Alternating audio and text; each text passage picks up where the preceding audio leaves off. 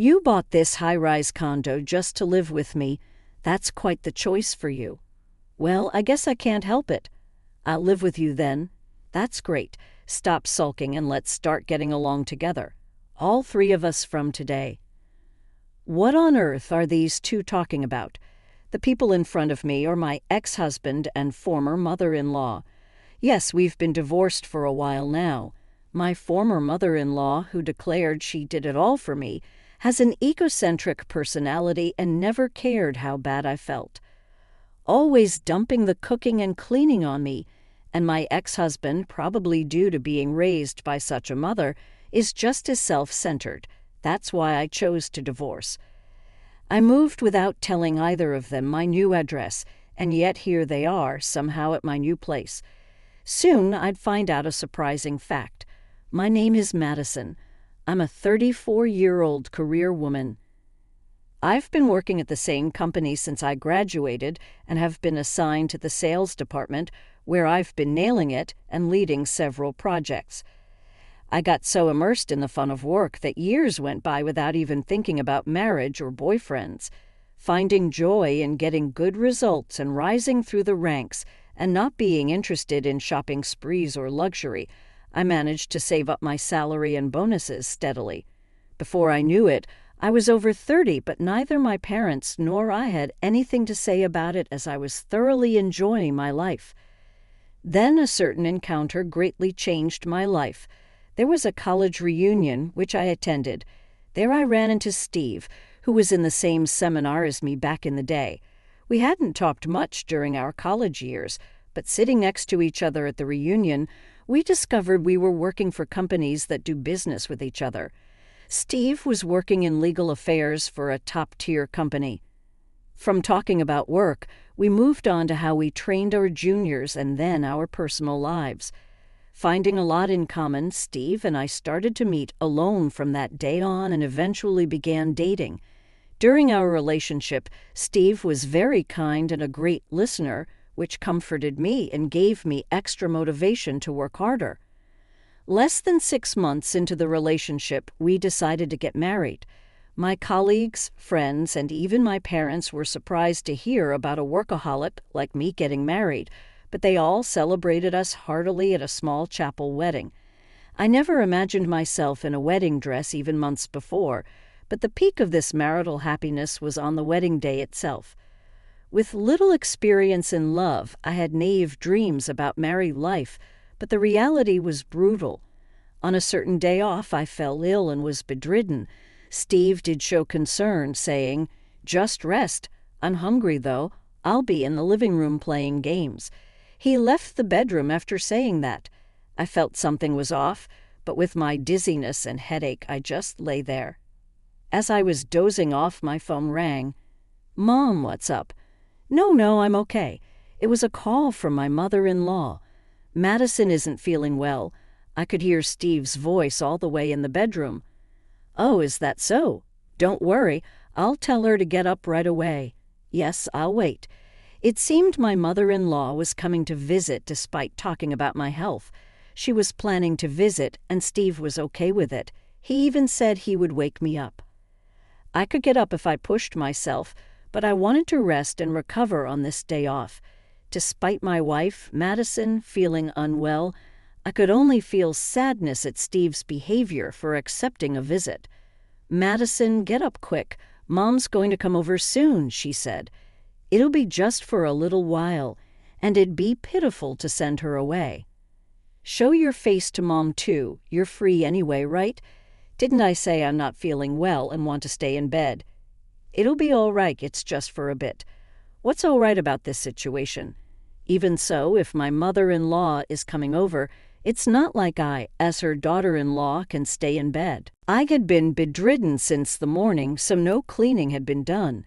Last night's dinner mess, the cluttered living room, and even the laundry had been left untouched. Steve never lifts a finger to help with the housework. Somehow, I managed to get up and did the cleaning and tidying in the 1 hour before my mother-in-law arrived, all the while Steve just continued playing his games unfazed. It's quicker to do it myself than to be hindered by his half-hearted help, but I wish he had at least shown the gesture of offering to help. By the time I had done the bare minimum cleaning and gotten myself ready, the mother-in-law arrived. Steve greeted her cheerfully. "Mom wants tea. It's almost lunchtime, so could you take care of lunch for me and Mom?" "You're going to eat, right, Mom?" "Yes, I'll have some. I brought your favorite strawberry cake for dessert, so let's eat it together." And just like that, no consideration was given for how I was feeling. The conversation between my husband and mother-in-law unfolded as if I wasn't there, and I sat beside them, enduring a headache and dizziness. In the end, the mother-in-law didn't leave even by evening, so she stayed for dinner too. I started preparing without showing any irritation. Finally, after she left for an appointment with her friends in the evening, I collapsed into bed without exchanging a word with Steve or cleaning up. Originally, Steve always put his mother first and often prioritized her wishes. Since his father had already passed away, he would say, "I'm worried about Mom. She must be lonely and frequently visit her place." He also never missed an opportunity to give her gifts with each season. At first, I thought it was sweet how he cared for his mother, but I was mistaken. His mother was always his top priority. Her word was law, and the number of nights he spent at her place just kept increasing. It was always about Mom for Mom with Mom. Yes, Steve was what you'd call a mama's boy. Comparing me with his mother became the norm. Moreover, every time they went out, it was always to his mother's house. Just 6 months into our marriage, my husband was already neglecting me, spending all his free time with his mother. His mother seemed to adore her son excessively, and though I had dreamed of a happy married life, I soon found myself increasingly alone as her presence loomed larger. There was a reason why the mother-in-law couldn't let go of her son: money. She had a significant spending problem. It wasn't just coffee or outings with friends. She spent money on travels and brand-name shopping sprees. Because of this, she frequently hit up Steve for money. "This month, I only need $2,000, she'd say without a hint of shame, and Steve would always hand it over without hesitation. Then her requests for money started affecting me too. "Madison, I need you to prepare $4,000 by tomorrow," she said. "What do you need $4,000 for?" I asked. "I'm going on a trip next month, so I'm counting on you." I was shocked by a demand I'd never even gotten from my own parents. Raised with strict rules about lending and borrowing money, I was utterly taken aback by her assumption that not paying back was the norm. "That's impossible. I refuse," I said. I didn't give her a single penny. "It's not like I'm asking you for a gift. Don't be so stingy." "Fine, Steve will give it to me," she retorted. Every time she asked, Steve would just give in.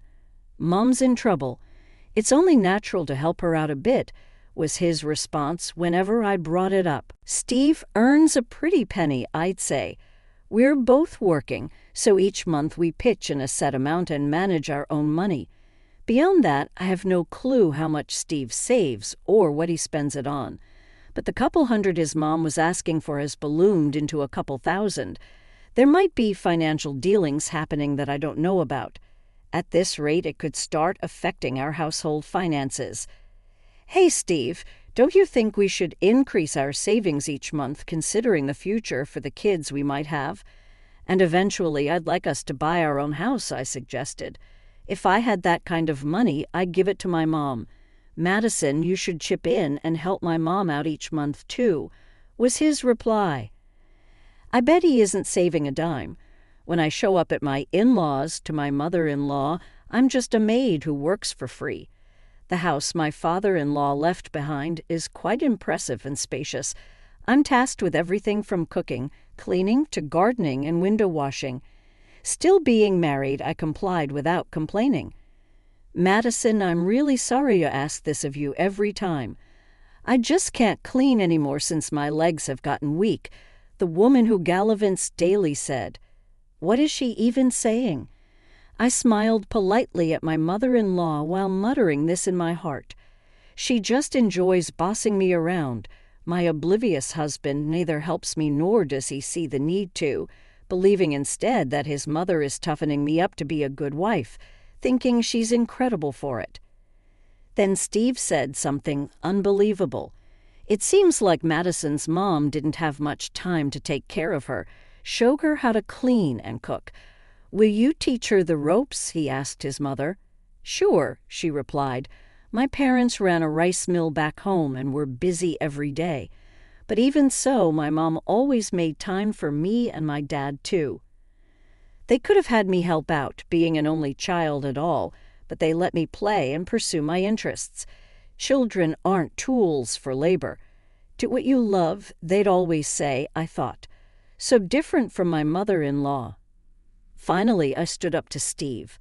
"What are you talking about? My mom took great care of me. Don't you think there's something wrong with what your mom is saying? Can someone who's too frail to clean go out and travel every day?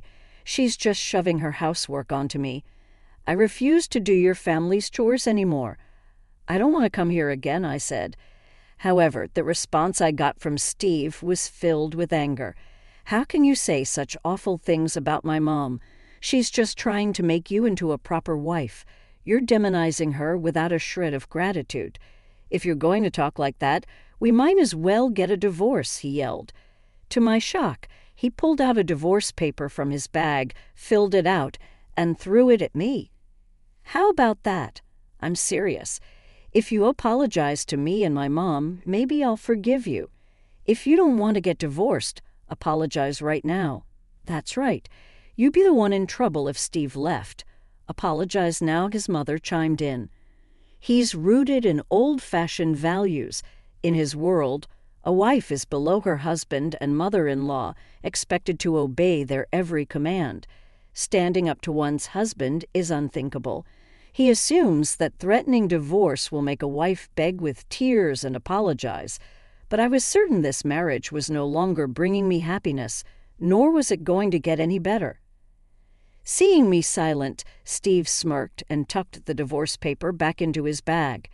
"Reflect on this while I'm away on my business trip," he said. The next day, as Steve left for his trip, he left the divorce paper on the table. I didn't waste any time. I signed my name and ran to the courthouse to file it right away.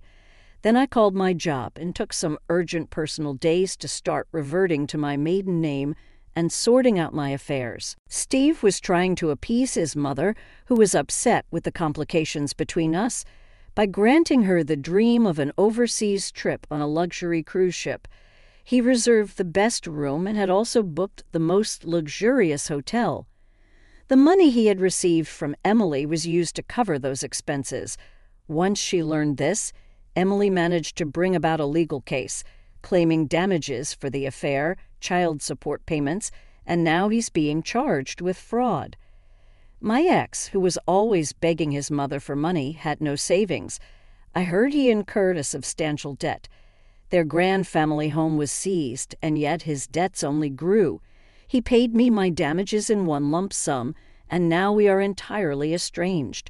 However, the situation between Emily and my ex is slightly different because they have a young child together. He had agreed to pay child support every month, but those payments soon fell behind. Enraged, Emily stormed into his workplace, revealing everything. Despite dealing with legal issues, he was causing trouble with women at work. Amidst a fraud trial, he had kept this hidden from his company. When Emily burst in, everyone found out, and he was quickly shunted aside to a less important position. Unable to stand the whispers, he resigned on his own. With debt repayment and child support looming, he desperately looked for a new job, but found that his reputation in the industry, now tainted with fraud charges, made it impossible even to get an interview. Realizing he can't be picky, he's now juggling 3 demanding physical labor jobs, working himself to the bone with barely any sleep. As for his mother, seeing her son sued and jobless with a mountain of debt, she vanished to avoid getting involved. His mother abandoned him and disappeared. My ex-husband is on the brink of despair. Of course, his mother's story isn't over. Unable to curb her spending, she too has racked up considerable debt. Without a home, she's found herself borrowing easily but facing harsh repayment conditions, soon falling behind. She's now working tirelessly, constantly under the watchful eye of some unsavory characters. Meanwhile, I'm diving into my job as a sales manager, taking on new projects, achieving groundbreaking results. With a life of my own, I can even make time to study. My growing expertise has won me the trust of clients and led to a surge in company sales. I've been promoted to the first female executive at the company, and there's even talk of me rising to higher positions. I'm not letting it get to my head, though. I'm working hard and looking to keep contributing to the company. Now single, I've been getting a lot of blind date invitations from girlfriends, but I'm turning them all down to focus on my hobbies and studies. Since it's my own life, I want to devote it to what I love and live with my head held high. Also, I do hope that someday I'll meet someone with whom mutual respect is possible, but that thought I'll keep tucked away in my heart for now. It's not as shabby as I thought. Did you buy this high-rise apartment to live with me? You chose a nicer place than I expected. Well, I guess I'll have to move in with you. Great. No more sulking. From today on, we'll all live together happily, she said. My ex-husband chimed in with a grin. What? What is she talking about? Move in here. I was dumbstruck. The idea that they were proposing to live with me hadn't crossed my mind, and I couldn't understand why they would say such a thing. I was left pondering how to respond. The smile on my mother-in-law's face was unnerving. Next to her, my ex-husband was smiling ear to ear. That's the best choice indeed. He found himself agreeing with my mother-in-law's opinion. Madison, it must be lonely to live here all by yourself forever, right? That's why I came with Mom today. I'll let bygones be bygones. I'll forgive you. You must have reflected on it. And from today on, we'll live here. The three of us. My ex-husband proceeded with the conversation as if it was a done deal. The two of them looked at me as if it was a matter of course, but it was clear from their expressions that they were dismissing my wishes. My words didn't reach them at all. I absolutely refuse. Please leave immediately. I don't mind if you never forgive me. You are now strangers to me. Our ties have been severed. Please do not come back again, I responded firmly.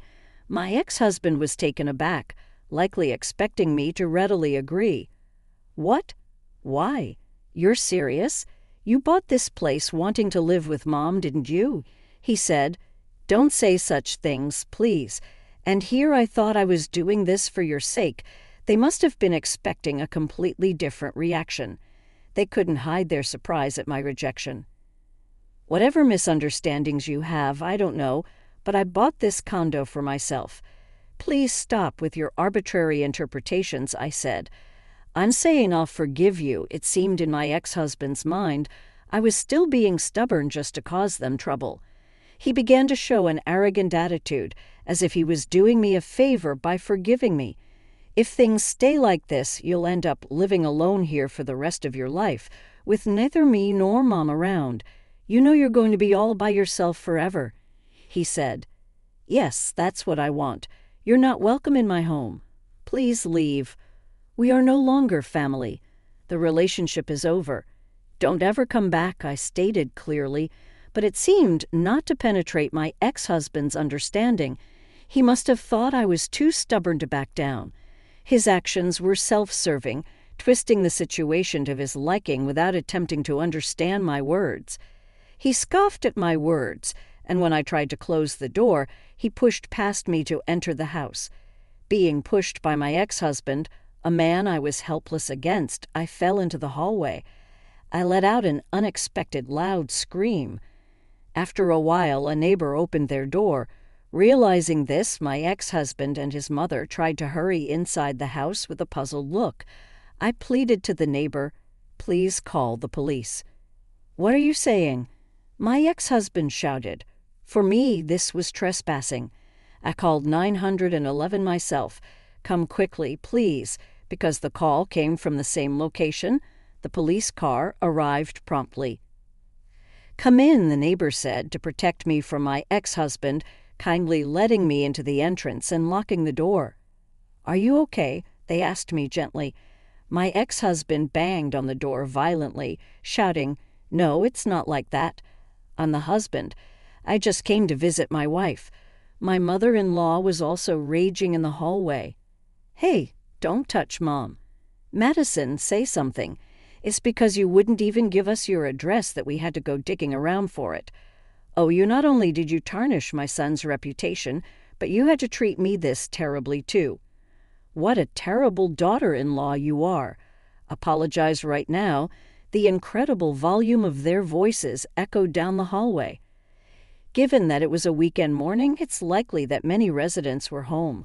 One by one, doors began to open, and the commotion escalated to the point where onlookers started to emerge. Fortunately for me, though, I was new to this apartment complex. I always made sure to attend the meetings and was known for being considerate despite my youth, so I had already established a relationship of trust with the other residents. Despite the disturbance caused by my ex-husband's sudden appearance, I wasn't shunned. Instead, everyone was kind, asking if I was all right and if I needed help. Based on testimonies from neighbors and other local residents, my ex and his mom were taken away by the police for trespassing. The neighbor who I had asked to call the police, despite being inconvenienced, said, "I work in the legal field, so I know a lawyer who's an expert on stalking. I'll introduce you." And he did just that. A few weeks after the incident, an old friend from college reached out to me. She said she saw my ex-husband walking happily with a young child. It was a message asking when he had the kid. Since I hadn't informed her of my divorce, she assumed the child was mine. It hasn't been that long since the debacle. Could it be that my husband, who was supposed to be reconciling with me, has found a new lover already? That's his prerogative, and it has nothing to do with me. If he has a new lover, perhaps his obsession with me will fade. But a young child snagged my attention. Would my mother-in-law ever approve of a romance with a woman who already has children? I asked my attorney to conduct additional investigations to uncover his background. A reputable detective agency arranged through the law firm took on the task of investigating my ex. And then I was informed of the shocking result. My ex had been cheating on me long before our divorce. Though my feelings for him had long since vanished, I never imagined that he had been betraying me from the start. I thought all the weekends he spent with his mother, staying at his parents' house, leaving our home empty, were for family obligations. I was told so, and seeing how his mother acted, I had no reason to doubt it. But in reality, he was probably going to see his mistress. I could feel my heart in turmoil. To my ex-husband, all women are inferior to him except for his mother, who reigns supreme in his life. He thinks it's okay to ridicule or scorn any other woman, including me. While having a wife, the act of cheating, as well as convincing himself it's only right to get back together with his divorced wife, stems from him painting things in a light that suits him. Even as he's pressuring me for reconciliation, he's still seeing his mistress. In his mind, this situation makes perfect sense. As I pore over the investigative report, it indicates that despite having no intention of marrying, he's been leading his mistress on with talks of a future. He's been keeping her hopeful to maintain their affair. And then there's the young child he was seen walking with, the legitimate child of my ex-husband, born by his mistress. Yes, he had two families. The child was born around the time he and I were married, unaware of anything. The report made me feel more nauseous than sad or angry. Following my attorney's advice, I immediately switched to filing for damages due to the affair. If it's within 3 years of discovering the infidelity, one can file a suit. There's no time to wallow in sadness or anger. My feelings for him are long gone. I can't afford to waste any more time on such a person. I mechanically proceed with the preparation for the appeal. Simultaneously, I'm suing the mistress for damages due to her infidelity. Upon learning of my ex-husband's mindset, who hasn't given up on reconciling with me while still implying marriage to his mistress, Emily is furious. "I'll sue for marriage fraud," she declares. He'll never see the child again, but just hinting at marriage is unlikely enough for a lawsuit. I thought I'd probably end up just crying myself to sleep, but to my surprise, it turned out he had taken a significant amount of money from Emily, claiming it was for their wedding fund. And of course, the money ended up with my mother-in-law. Her spending habits are out of control, her demands ever escalating. I wanted to wrap up as much as possible while Steve was away. On the day the divorce was finalized, Steve came home. "I've already filed for divorce," I said when I handed him the envelope from the city hall. His face turned bright red with anger, and he yelled, "Do you really want to put us through all this trouble? Divorce isn't something you just do on a whim. Submitting a divorce paper just because you didn't get your way is beyond a joke. It's too much." It seemed like he thought I had filed for divorce on a mere whim. I decided to play along with his words. "Well, it's because you always prioritize your mom over me. I'm never a part of the conversation, even when we're all together. I'm always alone, feeling lonely. Why do you exclude me?" I said, pretending to sulk. It seemed to have an effect on him. He loves it when women appear to be needy towards him. Despite the audacity of my act, I must have seemed like a seasoned actress to him. My husband, completely led on by my performance, cheerfully agreed to a financial settlement that was to my advantage. He thinks that after I've calmed down, we can just get remarried and return to our old life. But my feelings for him are gone. I divorced him to take care of myself. There's no going back to life with him. Regarding the usually troublesome matter of the financial settlement in a divorce, my husband didn't argue and let it end in my favor. And once everything was settled, I left the house. While I was looking for a new place, I fell in love with a high-rise condo near my workplace and decided to buy it after much deliberation. It's a new start in life. I wanted a bit of luxury in my home so I could enjoy my time alone, which is exactly what I'm doing now. After a day at work, I come home to my own space with no one to take care of or accommodate. I've taken up my old hobby of knitting. I brew my favorite tea and knit before bed, which is a truly relaxing and enjoyable time. Then one day my ex-husband and former mother-in-law showed up at my condo. Of course, I hadn't given them my address. I couldn't find the right words over the intercom and remained silent as my mother-in-law caused a scene at the entrance, calling out my name. To avoid bothering my neighbors, I reluctantly let them in through the front door. "How did you know where I live?" I asked. "Oh, we hired a private investigator. Forgot to ask you where you moved. We were worried about how you were doing and Mom had it looked into," he said, as if it was the most natural thing in the world. After a divorce, there's no way I would tell them where I moved, yet here they were, using a private investigator to intrude upon me. I felt a chill down my spine. I was desperately thinking about how to get rid of this parent and child. The mother, acting like a young girl despite her age, was shamelessly peering into my house, craning her neck and squatting to get a better look.